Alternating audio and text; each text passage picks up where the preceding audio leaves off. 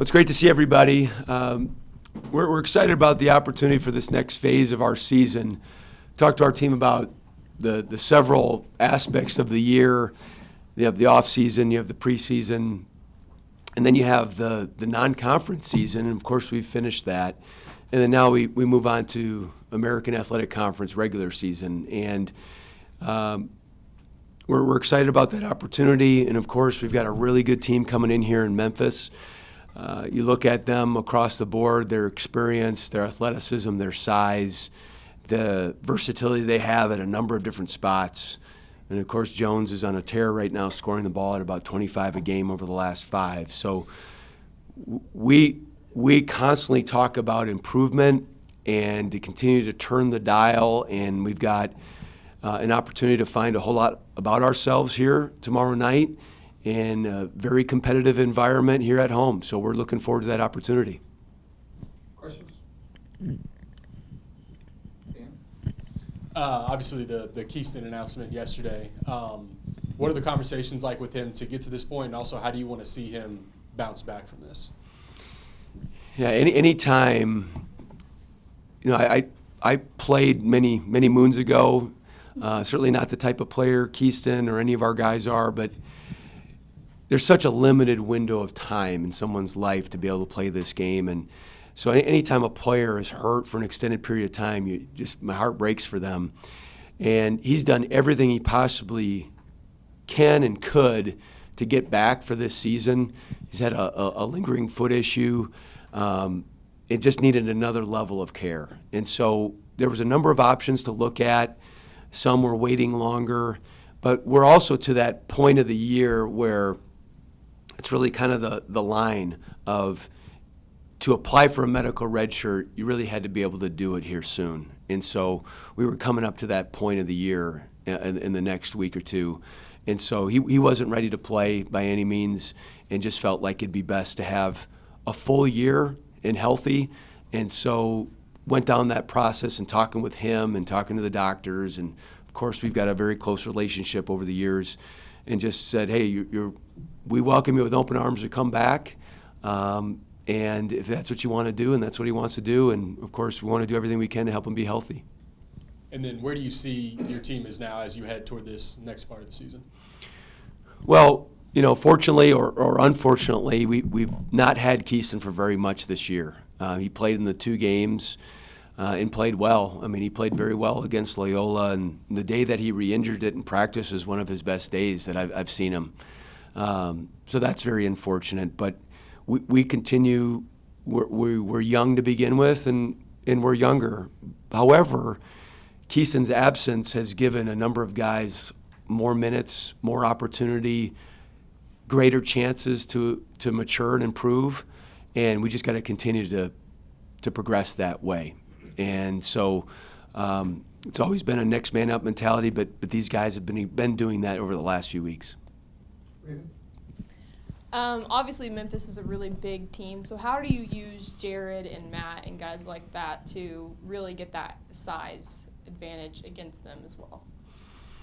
So they have a couple different options that they go with. I mean, they've been starting Dandridge, who's really more of your traditional rim-running 5, big body, does a lot of stuff in the paint.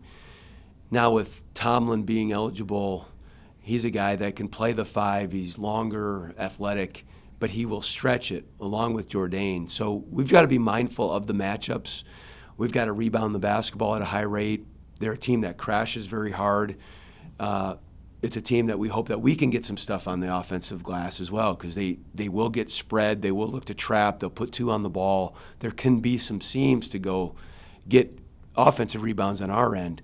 But we've looked at a number of different combinations of getting a bigger lineup out there for us and just doing some different things, because they are very, very imposing with their size and athleticism. Ty has obviously gotten a lot of minutes. How have you been trying to groom him and have him grow up for this conference play and get him ready for these type of opponents? Well, we've talked to our entire team, not just our freshmen, but our entire team. This is for really all of them. This is their first run through American Conference play, and this is a great league, and it's a physical league. And so sometimes many times in life, you gain experience by doing, right? I mean, I can tell him all day long, we can watch it on video, but going out there is going to be his first time, as will be the first time for many guys. So we've got to be able to, and we have created an environment in practice where we're telling them the truth, and this is what it's going to be, and create variables to help them grow. But jumping right into it tomorrow is going to be a great experience for him and us. Coach, is it good to have this game happen now? This measuring stick game, I guess, if you will, to start conference play? Is this one you'd rather kind of ease your way into? I don't know how you would approach that. Well, I just try to control the things I can control. I have nothing to do with the conference schedule. I know you asked me about non-conference schedule before. Those were different, but I look at it. I think this league is really deep. I mean, of course, you look at what Memphis and FAU have done in the non-conference, but as you follow scores and you look at teams, there's going to be some really good games. So regardless of who we play first, it's going to be tough. I'm just looking forward to the opportunity to start conference play here at home and in front of a great crowd, and they've been so helpful to us, our crowd, in providing energy. I think about some of our last home games with being down 10 with under 6 to go against Missouri State and just feeling the energy from the crowd, or we got down early against New Mexico State and just started to make some plays and the crowd willing us back. So we hope people will be here with us tomorrow night. You mentioned the segmenting of seasons, I think, in the last press conference. Is there a mentality shift or a coaching shift that you see going from season to season, or is it just a way for you guys to segment out your schedule, I guess? It's a little bit of segmentation, but I will say the coaching point that we make every single year, regardless of your record in the non-conference, and this is for every team, that you start conference play out 0-0.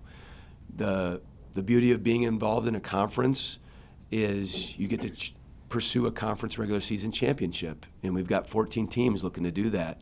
The non-conference schedule has no bearing on that pursuit. Now, of course, we can talk all day about net and the other rankings as you look for an at-large bid, but to pursue a conference regular season championship, we're all starting 0-0, and that was our point once we met after our last game and had our conference schedule in front of us.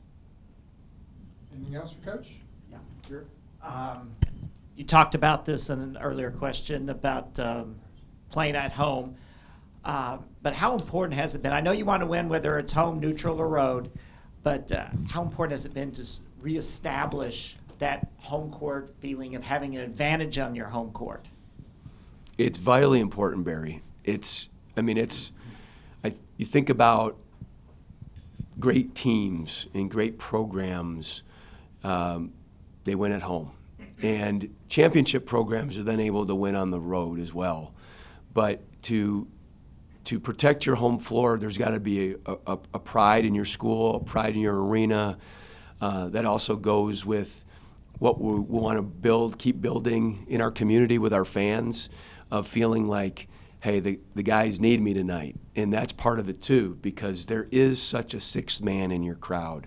But we build it with our team first, of having great pride in your own house and not letting people come into your house and take things from you. You wouldn't do that in real life.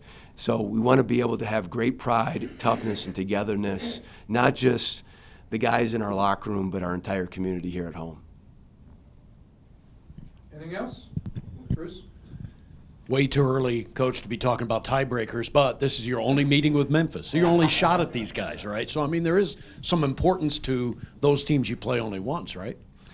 Yeah, there always is. That's, you talk about conference regular seasons, and unlike many, many years ago where it was typically a double round robin in every conference, there's a number of teams we play. I think it's 5 teams we play twice, and 8 teams we play once, 4 at home and 4 away.